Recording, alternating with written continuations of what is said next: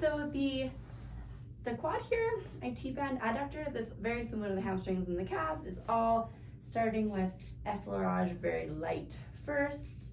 Make sure you're pulling straight up and not at an angle. If it feels sticky, you're gonna move nice and slow. Some good effleurage techniques. We can go one in front of the other. Work this way. After a couple and you're feeling like the fascia is loosening up, you can try a little bit deeper. Once we move on to there, we can do some effleurage techniques, or petrissage, sorry.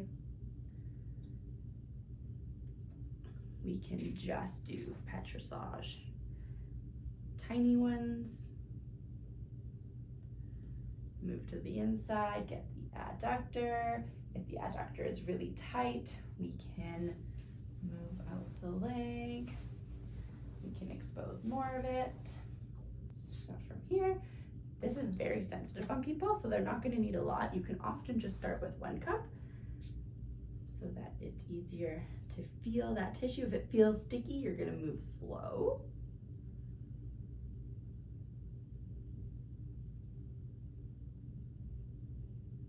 You can do back and forth, horizontal strokes. You can do longitudinal strokes. Good. From relaxation cupping, I'm going to grab some smaller cups and we can do some circles around the knee. So for the knee, I like to make sure I get all the fascia around the knee. It's okay if our cups come off. Make sure you don't push down here, especially on the bones. You can place a cup directly on the knee if you would like. Do a little bit more than that. Her knees are just sensitive, so we're not going to do it for this one.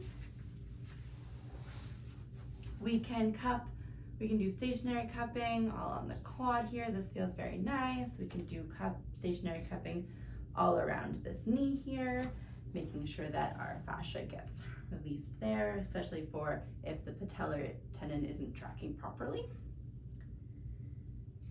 This shin here, we're going to start with our effleurage. I like to avoid the shin bone here because my cups don't like to slide over it because it's a very bony place.